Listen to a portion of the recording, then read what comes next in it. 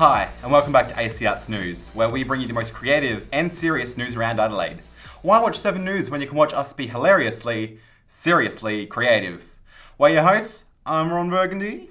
And I'm Jodie Hammond. Now first we go to Jared to see how the new proposed budget will affect Adelaideans. Hi, my name is Jared Hobby. I'm standing in a meeting room at Parliament House, where recently, amidst the global tragedies that have been taking over headlines, smaller and seemingly less significant news has been the newest proposition for the federal budget. So how many people have been paying attention to those smaller headlines? I hardly know anything about it. I don't know much about it. I know it's had a better reception from the public compared to the first one, but I don't actually know what it's doing or what it's changing. All I already know about the budget is they're making some changes to the NBN. I'm sure I've heard more, but that's all I can really remember. The National Broadband Network is being rolled out across Australia.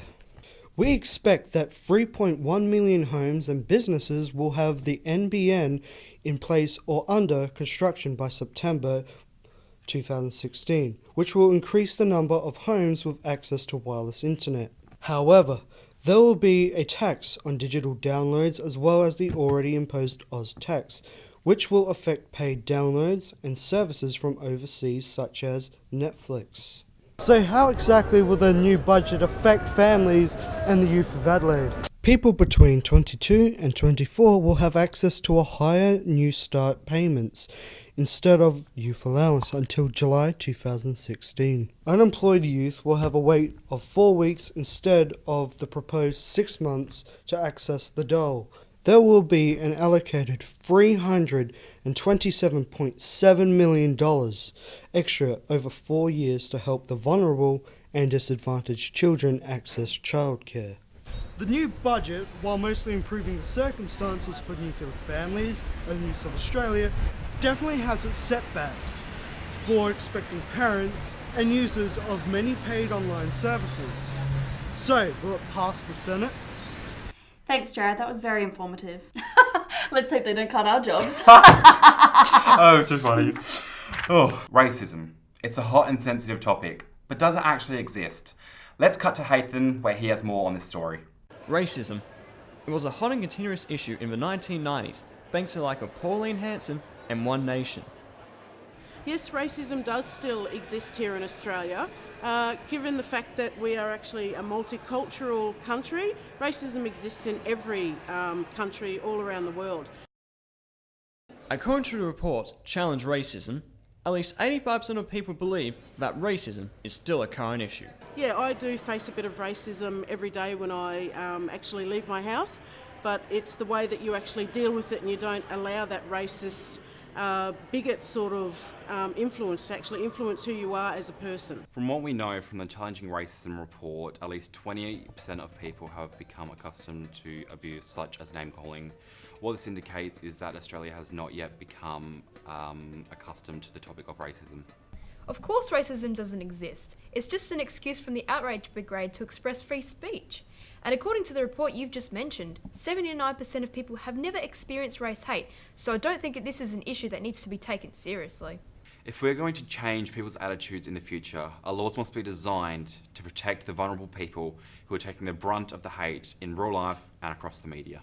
Hate speech is a form of free speech and must be protected at all costs. I think that is something that is missing from this debate. After a few huge riots, countless debates, tons of opinion pieces, quotes from politicians and extensive media coverage, a few questions still remain. Is Australia more tolerant than ever, and will racism die in the future? Thanks, Hatham. Hopefully this can change in years to come. I mean, we are from Elizabeth. Yes, we know all about that. And now on a lighter note, we go to Evan Noel Green's out on Rundle Mall, getting Adelaide's views of whether or not we're paying our buskers what they deserve. Hi, I'm Evan Noel Greens, and today we have an interesting topic. Are we being too stingy towards our buskers? Now, busking has been alive for many years, and there are many different forms of it, such as circle shows, walk-by acts, and cafe busking. But the question still stands, are we being too stingy towards buskers, and are we giving them the attention that they deserve? And now we go to members of the public to find out what they think on the matter. In your opinion, do you think we are too stingy towards our buskers? I definitely do think we are stingy.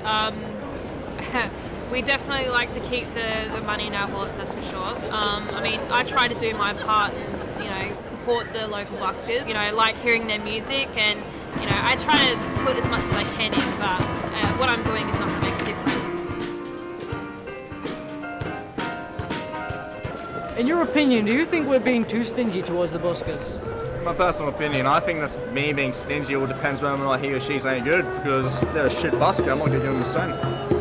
I'm going to give my hard-earned money to someone who knows what they're doing. And besides, also nowadays I can put on my headphones and listen to whatever I want. Okay, thank you, sir. So you used to be a busker, Ryan, and can you tell us where you are now? Well, that's right. I started off busking on the streets of Adelaide, around the place, Elder Park, Rundle Mall.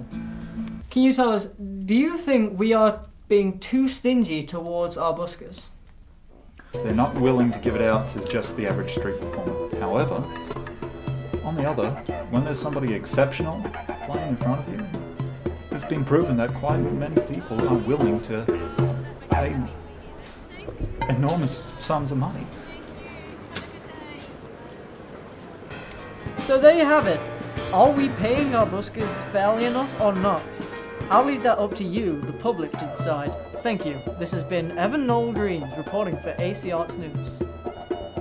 Thank you, Evan. I try to do my share as well. But that's all we have for AC Arts News tonight. We'll see you next week.